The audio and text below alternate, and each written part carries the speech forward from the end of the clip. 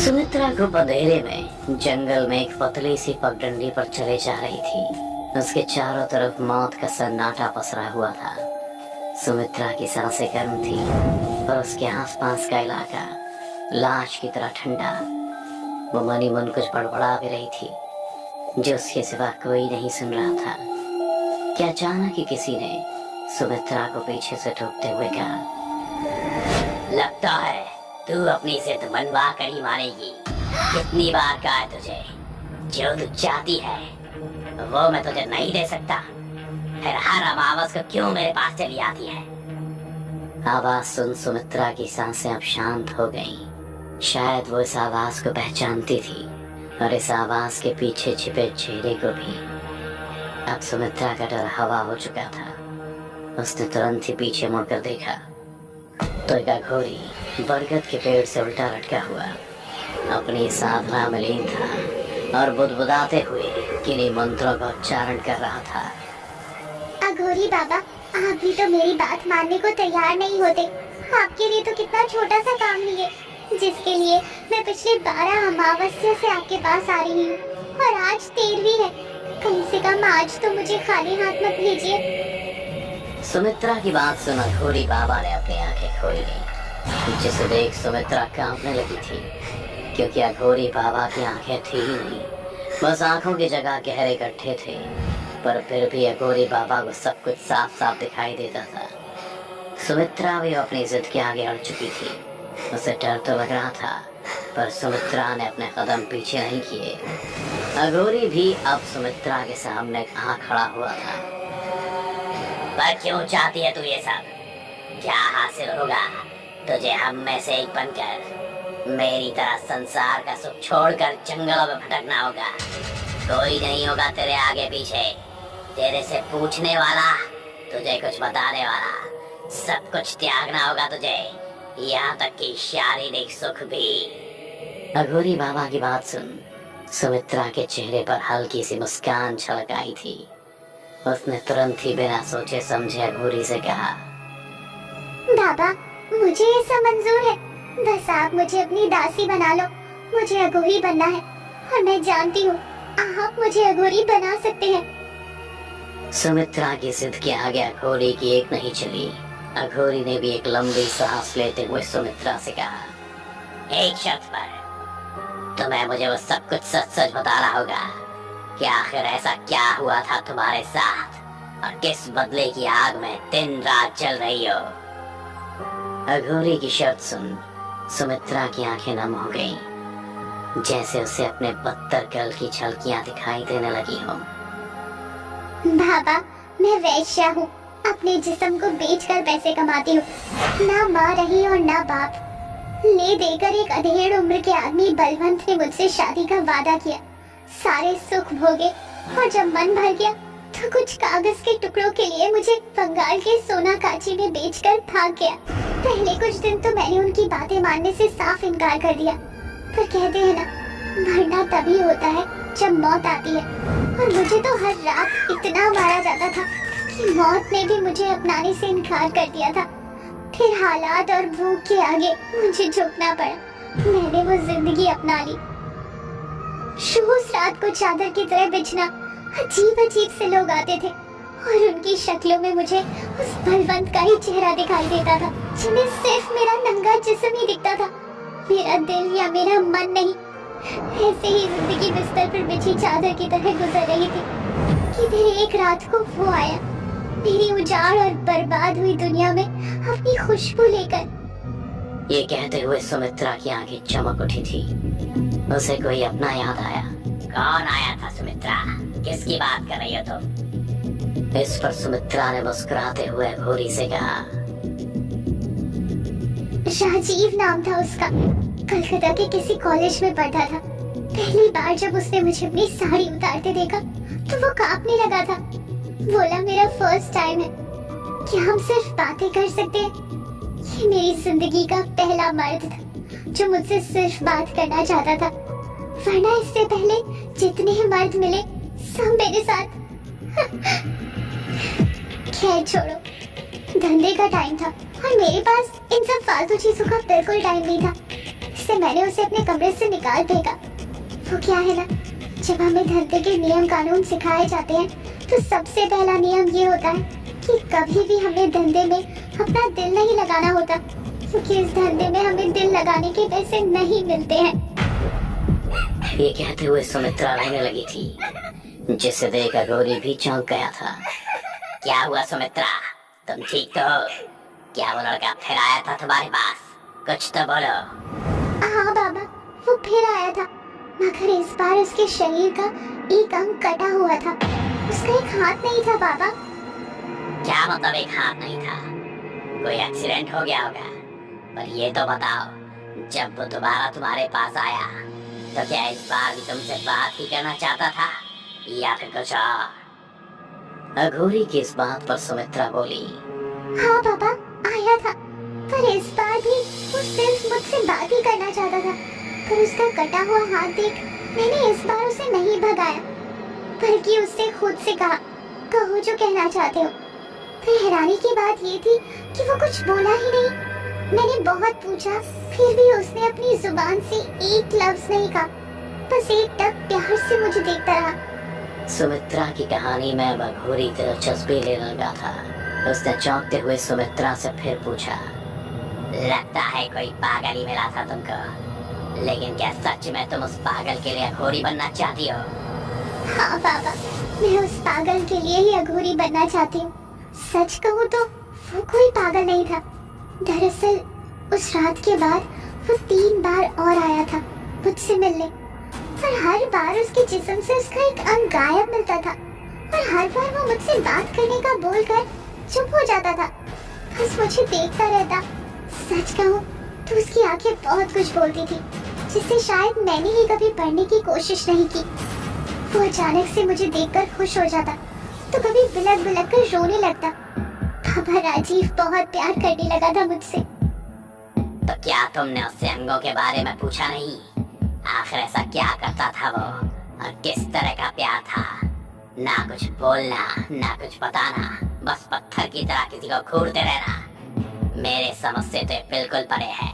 अघोरी बाबा भले ही सुमित्रा पर पूरी तरह से यकीन न कर रहे हो, पर सुमित्रा ने तो ये जिया था, फिर भला वो कैसे इन सबको छुटला सकती थी? लेकिन सुमित्रा के पास अघोरी के सवालों के सारे जवाब थे। बाबा, मैंने बताया तो आपको, वो पहली मुलाकात के बाद 3 बार और मुझसे मिलने आया था। साथ में खूब सारे पैसे भी लेकर आया था, लेकिन उससे हुई आखिरी मुलाकात में उसने मुझे सब कुछ बताया था। कह रहा था कि उसने किसी अघोरी से अपने शरीर का समझौता किया है, जो हर अमावस को उसके जिस्म से एक हिस्सा काट कर खाता है। उसने मुझे ये भी बताया था, मरने के बाद भी उसकी आत्मा उसी के कब्जे में रहेगी। इसलिए मैं अघोरी बनना चाहती हूँ, ताकि मैं उस अघोरी से राजीव की आत्मा को मुक्ति दिला सकूं। सुमित्रा की सारी बात सुनने के बाद अघोरी ने बस इतना कहा, कल से अगले 13 महीनों तक मेरे साथ शमशान चलना होगा।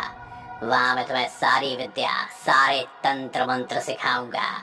अघोरी की क्या साधना होती है, अघोरी का क्या महत्व होता है, सब कुछ। बाबा की मंजूरी मिलने के बाद सुमित्रा ने तुरंत ही बाबा के पैर छुए और अगले दिन से अघोरी के साथ सुमित्रा शमशान जाकर साधना करने लगी। आधी जली लाश का मांस खाना, तो कभी कच्चा मांस कौओं को खिलाना, तो कभी कभी घंटों किसी जानवर की लाश पर बैठकर मंत्रोच्चारण करना। पर आखिरकार वो दिन आ ही गया जब सुमित्रा को अघोरी की सिद्धियां प्राप्त हो गईं। पहले तो उसने अपने गुरु के पैर छुए और फिर अपनी मंजिल की ओर बढ़ ही रही थी कि बाबा ने सुमित्रा से पूछा, सुमित्रा, तुमने बताया नहीं, वो अघोरी कौन था जिसके पास तुम्हारे राजीव की आत्मा कैद है? ये सुनते ही सुमित्रा की आंखों में खून उतर आया था। उसने अपने दांतों को पीसते हुए कहा, बाबा, उस जल्लाद का नाम अघोरी नंदा है। अघोरी नंदा? क्या तुम पागल तो नहीं हो गई हो? वो अघोरी जिन्न को अपने काबू में करता है और मेरी शक्तियाँ सिर्फ और सिर्फ इंसानों और जानवरों की आत्माओं को ही वश में काबू कर सकती हैं। हम लोग जिन्न के आगे एक पल भी नहीं टिक पाएंगे। अघोरी बनने के बाद भले ही सुमित्रा की आदतें और रहन सहन बदल गई हो, लेकिन उसकी जिद और उसका गुस्सा अभी भी पहले जैसा ही था। पापा, मर तो मैं पहले ही चुकी थी। आप तो बस किसी को मुक्ति दिलाने के लिए कुछ बची कुची सांसें हैं, बस उसी से किसी का भला करना चाहते हो। ये कहकर सुमित्रा सीधा घोरी नंदा के पास जाने को चल दी कि सुमित्रा के गुरु ने कहा, रुको सुमित्रा, इस लड़ाई में तुम अकेली नहीं हो, और तुम ये लड़ाई अकेले जीत भी नहीं सकती हो, तुम्हें मेरी जरूरत पड़ेगी। इतना कहकर अघोरी और सुमित्रा दोनों सीधा घोरी नंदा के पास पहुंचे, जो पहले से ही एक इंसान की लाश पर बैठ तपस्या कर रहा था। अघोरी नंदा, देख, आ गई मैं। पिछली बार तुमने मुझे ये कहकर छोड़ दिया था कि मैं सिर्फ एक तुच्छ इंसान हूँ, तो ले, आज मैं भी तेरी तरह एक अघोरी हूँ, और अगर तू अपनी जान की सलामती चाहता है तो अभी के अभी मेरे राजीव की आत्मा को मुक्ति दे दे, वरना। सुमित्रा की बात सुना घोरी नंदा की आंखें खुल गईं। उसकी तपस्या सुमित्रा की वजह से भंग हो गई थी। कोई नहीं, तुझे तब नहीं मारा तो तुझे आज मार दूंगा।